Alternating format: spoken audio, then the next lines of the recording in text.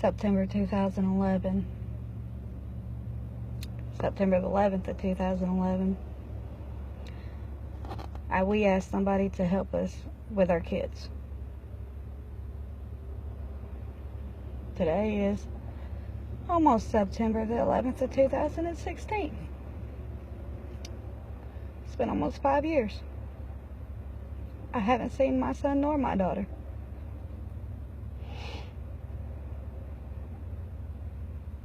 I can't tell you I was wrong or I was right in that decision. That's apparently up for a judge to make. Out of 2 judges, one has seen us at fault. And to my youngest daughter, we have lost our rights too. So by law, they say I can't call myself mother, but by my heart and by God, I am. And that's something they can never take away from me. They can't take it away from her father. They can't take it away from her sister or her brother. They are family and always will be. I'm not proud of how this came about, but I did what I did. And I did it in the best interest of my kids. And to this day, I still wouldn't change what I did. My husband and I had an opportunity to buy a house. Most people like us who work a basic job know what that's like, moving from house to house 3, 4, 6 times a year. We finally were given an opportunity. It wasn't a beautiful house. You could not live in it. Couldn't get the water, couldn't get the lights turned on. But we could buy it. So we took a leap of faith and we bought it. The repair on it was a lot worse than we thought. And life happened. We couldn't afford that and a place to rent. Let alone I had no job. He was barely working. And we ended up losing the house we were renting. So, for a few weeks, we'd stay here, we'd stay there. With 3 kids. 2 of them still in diapers. 1 of them partially potty trained. And a 5-year-old. What do? After 2 weeks, I mean, what are you supposed to do? You're sitting there moving from side to side. You're taking your kids from one house to another. You know, you're providing no stability at this point in time. Yes, I'm keeping them fed. Yes, I'm keeping them washed. But I couldn't guarantee where my kids' heads were going to lie that night. So we asked for help from family. Apparently, their thought of happened after what we agreed to was a 6-month. Well, I'm not gonna lie. We didn't get it in 6 months. It took nearly a year. After 1 year, we were given our oldest daughter back. A few months after getting her back and working on getting her back in school and stable, we get delivered papers to have our rights terminated on our son. Following that, we have the papers following the termination of our rights on our daughter. I can't tell you how that felt.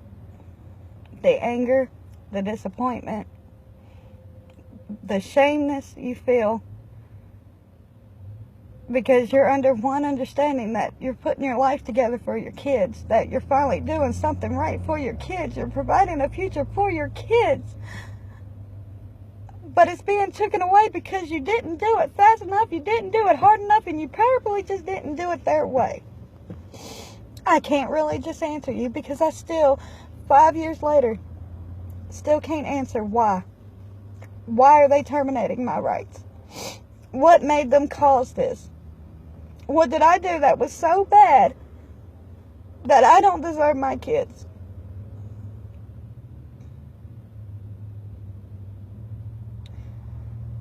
What did I do so wrong that you see me so unfit for 2 children, but I'm good enough for 1? God gave me 3. Not 1, not 2. God blessed me with 3. And at a young age, I didn't get it together. Not going to say I did. Not going to say I tried. I didn't have it together with 3 kids.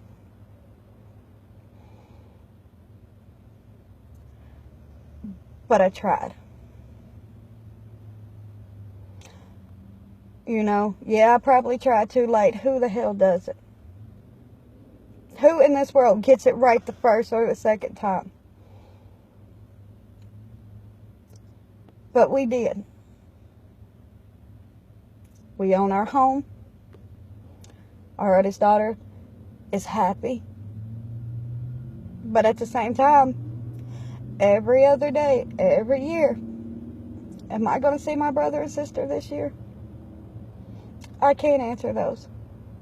But every year, I go sit in front of a judge. Finally, this year, a judge decided we're not fit because we didn't try hard enough, apparently, for our youngest daughter. But I'm fighting for 3 kids in 3 different states. How do you fight hard enough? I can't sit here and go to one state and go to jail. I can't sit here and go to another state and go to jail, because at the end of the day, I still got my daughter at home I have to take care of. And I'm not ashamed for that, because I did what we thought was right. We did what our lawyers told us to. We fought the best way we could for 3 different states, 3 different laws. We did what we could only do, because no matter what, we still had 1 daughter at home we constantly had to be there for. And trying to constantly be in there for 2 more in 2 different states. On top of your everyday necessities. Look at me. I have no makeup on. I have no teeth in my mouth on half side. That's from a health issue. I thought about putting my teeth in, putting on beautiful makeup to do this video. But at the end of the day, you know what? When it comes off, this is what I see. This is what my kids see, and I am proud of it. I want my kids to be proud of me. They have a miraculous dad who gets on his feet every day and goes to work, works on this house every day. And I am proud of him.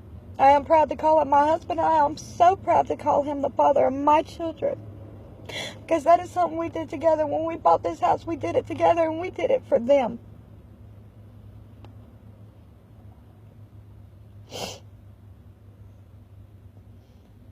There's so many questions that we wish to ask.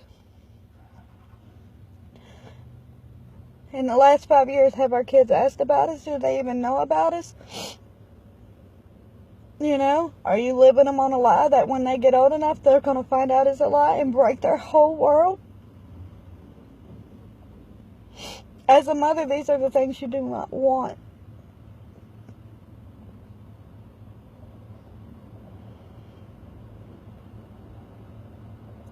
I just want to see them. I want to see them smile. I want to see them laugh. I want them to read a story. I want them to tell me how they had a happy day.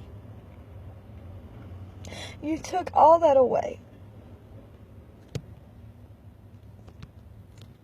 All because I didn't get it together in enough time.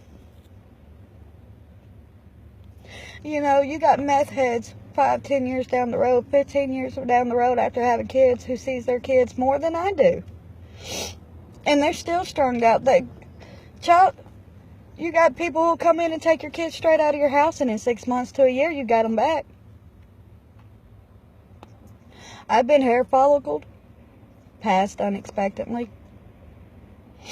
They gave us no time. I'm not on drugs. I can sit here and fight and argue with words all day long, but the bottom line is still, when I go home tonight, my kids are still sleeping in somebody else's bed. They're not in our home. And that's something we live with every day. And we fight every day. And I won't stop fighting. You know, I didn't ask you to take my kids. I asked you for help.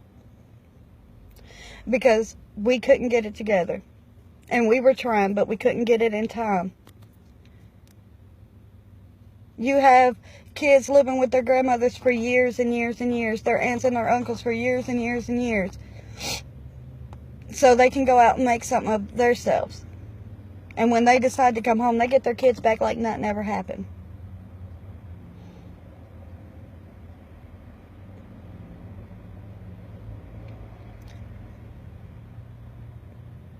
But I had to lose mine because I asked a certain person for help, who apparently didn't think getting up on your feet was good enough. They wanted more.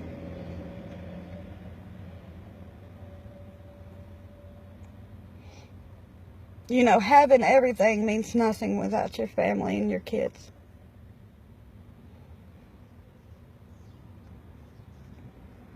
And I'd give everything away just for one day.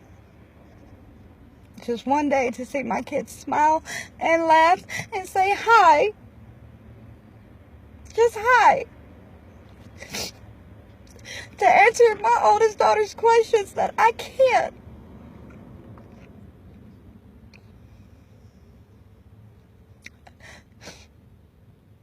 Just to put them together and to let my oldest daughter see them. For her questions to be answered. You know how heartbreaking that is, not to be able to answer them because you don't even know yourself?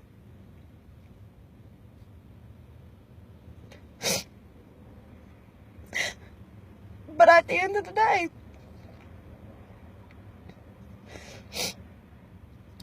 you constantly ask yourself,